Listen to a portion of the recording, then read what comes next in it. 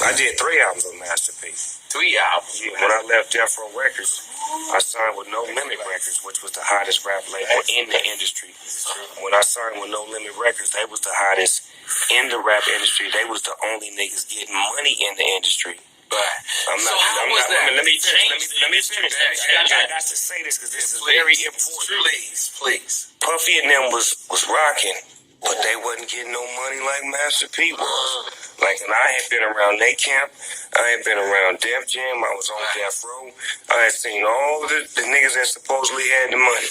Master P had the motherfucking money. True independent. He had the money. You said that was 3 albums. I did 3 albums with him. I did The Game Is to Be Sold, Not to Be Told. Then I did a movie called The Game of Life right after that. Then I did Hot Boys, No Limit Top Dog. Then I did Hot Boys after that. Then I did motherfucking The Last Meal. Then I did The Chronic 2001. That's when I got with Pharrell. And I put the Eastsiders out. Put out the Doggy's Angels. You understand me? He showed me how to put business because I hadn't had a record label. I was always talking that doggy style shit, but I didn't have no record label. Master P showed me how to put a label together, how to go get money, how to eat, how to make money off my tours, how to make money off of movies, how to create a different lane for me to be seen differently. He brought money to the industry because I'm telling you the truth, niggas wasn't having no money. It seemed like he didn't try to hold you in the camp. He was like, yo, go do your thing. He taught the niggas how to get it, man, because see, rappers wasn't getting money, man. That's what I'm trying to tell y'all. Niggas was getting gold chains, and you get a big-ass production deal, or they spend all this money on your album and marketing, but niggas wasn't getting no way-out-ass money. Niggas on No Limit had money. Everybody on No Limit had a house, a car, 2 guns, and a bank account. Make some noise for that. And then after that, so you said 3 albums. 3 albums. 3 projects. I went from Doggy Style, Murder Was the Case, Dog Pound, Dog Father, Above the Rim, Out of There, No Limit, Game Is to Be Sold, Not to Be Told, No Limit Top Dog, and Last Meal.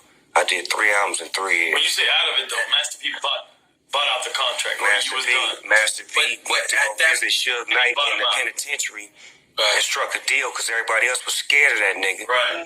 Everybody, that's when Suge Knight was the monster, the boogeyman. That's when he was the boogeyman. So P went to go see him, struck a deal, paid him, paid me, got my publishing back, gave me 3 albums. I did my 3 albums, then allowed me to do the Eastsider deal while I was in the process of doing my last album. Didn't get no money. Eastsider was the TVT deal? Yes. Didn't take no money from it. Didn't take no imprint from it. Eastsiders went and sold 1 million records, and my record label was off and popping. That's nice.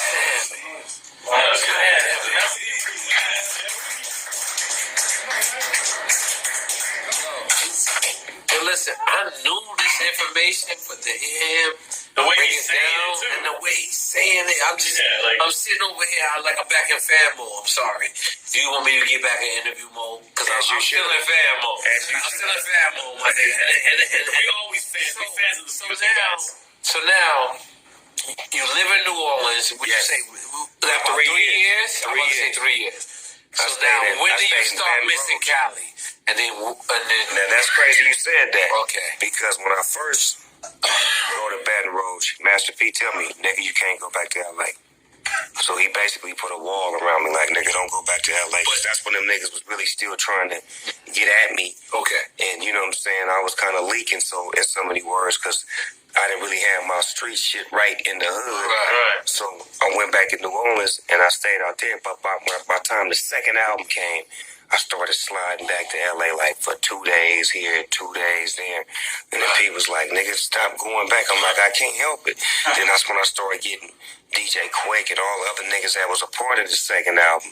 And it started to sound back like Snoop Dogg. Because the first record was South like a motherfucker. Right. Then the second one was getting more like Snoop Dogg. Then that's when I got Dre to give me Bitch Please.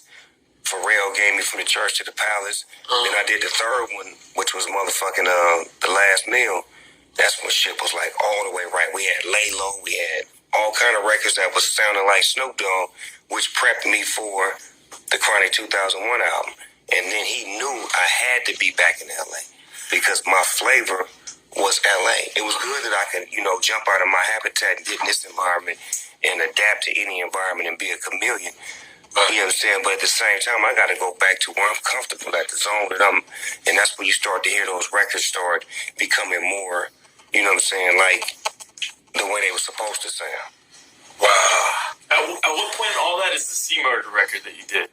See, Murder record was on the second album, No Limit Top Dog. That's the mother niggas. That record with my niggas. That's the shit you talking about? That's the mother niggas. He made Y'all that been record. trying to remake that record for 20 years. Because the Death Row niggas was on the nigga. But originally, you weren't on that record originally. I heard the original one. Originally, that's my record. But there's a version without you, though, right? No, that originally was my record. Oh, that damn. you heard two different versions. So that's where I'm telling you, that record was made after some shit happened in L.A., and the Death Row niggas tried to get me. But there is two versions, though. Yeah, it is. Oh, okay. But the version that you heard was the after the fact version. Right. Because KLC did the original beat. Okay. The nigga that did Move, bitch. Yeah.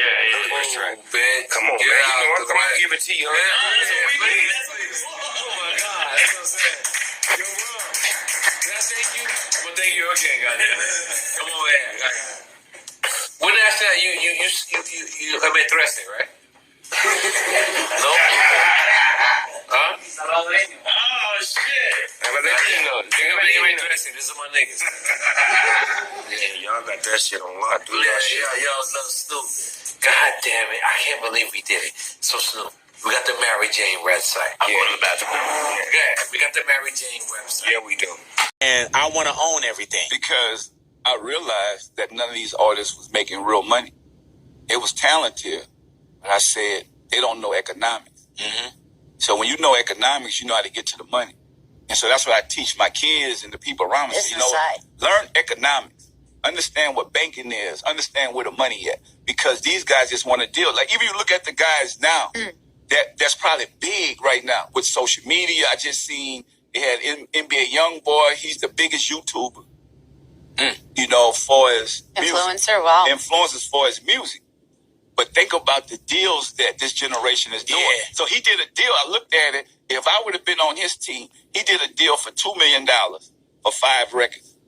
So think about that. You got the money up front, but imagine what they get. Yeah. So we have to teach that to the next generation. Look at the bigger picture. Don't just look at the now. And that's what I did. I was like, man, that $1 million look good right now, but what about 10 years from now? Right. I wouldn't be able to live like I live right now. And a taxable million and a recoupable million and you know what I'm saying? They hand you $1 million, you think, I'm rich, I'm gone. Yeah. That's a write-off for them. Yeah, man. You think about it, but you done sold your soul to a 360 deal that you have no knowledge of because you in the ghetto, you like, I need it right now. $2 million now sound like a lot of money. Yeah. But what if you blow up? So nobody's thinking about what if they blow up. It's good. Some of these deals, because a lot of people don't want to be entrepreneurs or work. So that's where the record company gets you at. So I tell people all the time, the record companies in this generation is really just pimping. So it's almost like a basketball player. If you got your stuff together, you don't have to be a basketball prostitute. You don't have to be Nike and Adidas pimping your kid for a book bag and a pair of tennis shoes. Yeah. We can create that our own. Same thing in the music business. It's ways now with the digital download and stuff like that, you could actually be a millionaire if you take your time, if you get a hit record and want to put the time and sacrifice. But this generation really don't want to do that. Yeah. And you know what? People want, and they get more money than we've seen for shows and everything. But people, they want to be Instagram famous. Yes. They want to be, at one point we want to be hood famous. You know what I'm saying? So what's going to happen when Instagram go away? Yeah. You go away. And then what happens when you're not as popping anymore? Not hot. Everybody think about Michael Jackson at a time when he wasn't hot. Yeah. So that's what you don't realize with me. What I love about Romeo and me and my family, we're not living for the moment. Mm-hmm. We're trying to build a generational wealth. And I tell people it's about knowledge. When you ask God for wisdom, the money gonna come. Yeah. It's about having the wisdom and, like you say, being able to foresee, the future. This is what's going to happen in the future. It was cassette CDs. It's going to be MP3s. Now it's going to be digital download. People are going to be flying in 5 years from now. Yeah. Let me ask you this. Now, I got to share this story with everybody, man. Years